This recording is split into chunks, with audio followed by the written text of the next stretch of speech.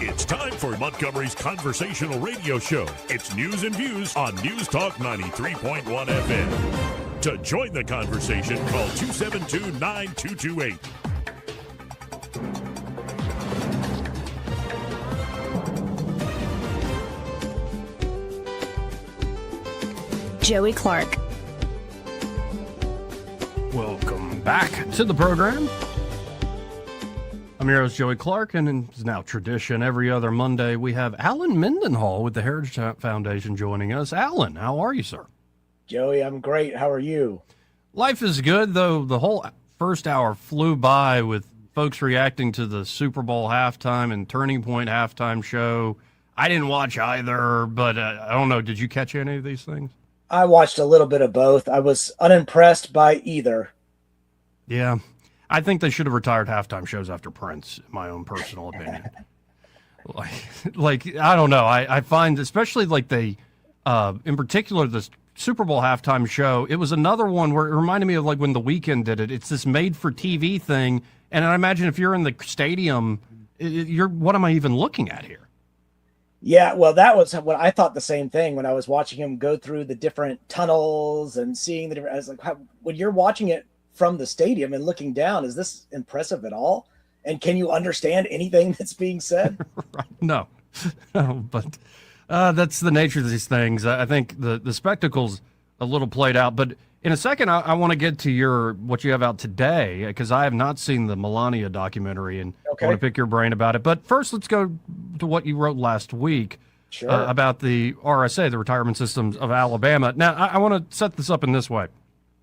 I read your piece in full on air last week when it came out, and you seemed over the moon that I no longer have to deal with this and be in the retirement system of Alabama, and I think you make your point very well in the piece. I had some guy call me right after I read it saying, I love being on this, and I think that the defined benefit package is great, and why would we ever want to change this wonderful thing that I'm taking benefit of? So if you kind of had to make your case to somebody who's in the system who likes the way it currently works, how would you go about it?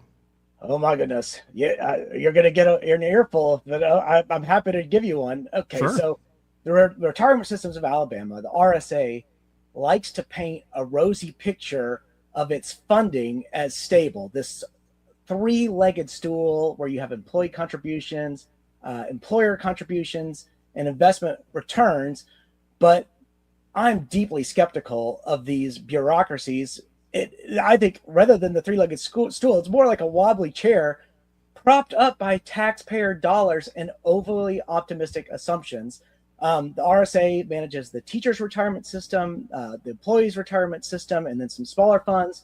They're defined benefit plans promising lifetime payouts. But the reality is they're chronically underfunded. All the big national organizations that analyze this stuff come to that conclusion. They have massive unfunded liabilities that shift the risk onto future generations. So one reason not to like it is you're putting all these burdens on our children and grandchildren. That's first of all. These defined benefit plans, by the way, that's where your employer promises to pay you a specific fixed amount of money every month after you retire for the rest of your life. And the benefit is defined by like a formula, your years of service, your age at retirement, all that kind of stuff. But under the RSA, employee contributions seem reasonable on the surface. They may. Active workers can contribute about 7.5% of their salary if they were hired before 2013. And then because of this unfunded liability problem, there were some corrections made. So you're going to get 6 to 6.2% if hired after 2013, which was the case for me. And these rates are quite low compared to what private sector workers typically put into their 401k retirement plans, which can be up to 10 to 15% when you include employer matches. Also, these contribution rates are fixed. They don't change when the pension fund runs into financial trouble, which means the burden of covering shortfalls falls on guess who?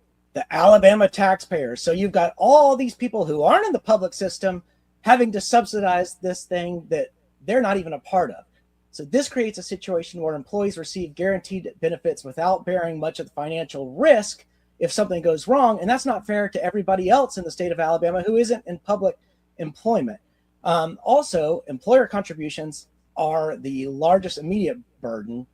they're funded mostly by taxpayers, again, through state budgets, school funding, local government revenue. Um, the problem is that the contribution rates keep climbing because they have to cover these unfunded liabilities, which I was just talking about. It's a gap between what's promised to the retirees and what the system actually has in assets. So for the retirement system alone, the RSA alone, the portion of employer contributions going just to pay down the debt is almost 12%. So Alabama taxpayers have already paid over $1.7 billion into RSA pensions in the fiscal year 2024, and that's on top of billions more for retiree health benefits, and it's just not sustainable, Joey. Alabama's total unfunded pension liabilities across the state and local systems reached about $22 billion in 2024. That's like that's like thousands of dollars per household being paid off over decades, but it keeps growing. Whenever the system's assumptions don't plan out, and yet you see people. Your caller may have been one of those. They're nice people, I'm sure, but just don't understand what's going on here. And they're in this like Save Our RSA Facebook page, and what they're basically doing. I don't think they're aware of it, but they're basically celebrating that the RSA is ripping off Alabama taxpayers and saddling our children and grandchildren with burdens they'll have to deal with when we're all long gone. Well, and, I believe like GM, like General Motors really had a huge problem with legacy costs because of these defined benefit packages they had put out for decades. But if only, General Motors could have taxed people, it could have worked. Exactly. That's what I was going to say. Folks, the folks they're celebrating this on that Facebook page, they may as well celebrate organized theft, legal only because the state is doing it. But then the shortfall, the unfunded liabilities, are not the folks that are managing this. We'll just get a great return. Like we'll just grow the fund, but then they're even underperforming what, like the S&P index? Over the last 20 years, all of the public pension funds have. So you got to be skeptical. Investment returns are inherently volatile and frequently fall short of what's needed to close funding gaps. So if markets tank like they did in 2008 when we had the financial crisis, or 2022 when we had post-COVID and we had a Biden administration, unfunded liabilities explode and taxpayers end up covering the difference. So even in the years touted as successful, there were actually really good returns in 2024 by the RSA, but there are always hidden problems that aren't captured in that recorded number, like the management fees and the reality that simple passive index investing might have performed better at even lower costs. So, another thing that's concerning to me, Alabama's RSA funding levels, they remain concerning. Only about 2/3 of the promised benefits are actually backed by assets. So again, the system's just highly vulnerable to economic downturns. It's just not a sustainable system. Yet, for all the Blue Cross Blue Shields and Alphas and Alabama Power and big players in Alabama politics, it seems RSA, especially under Bronner, is untouchable. Yeah, so I had this conversation with some legislators a few years ago. What was that, 2023, when we had the anti-ESG bill, the economics boycotts bill, and some of the legislators who are wanting to put out a different bill, which would have required financial fiduciary duty, strict fiduciary duty investments. So investments based not on any kind of ESG criteria, but purely on financial returns.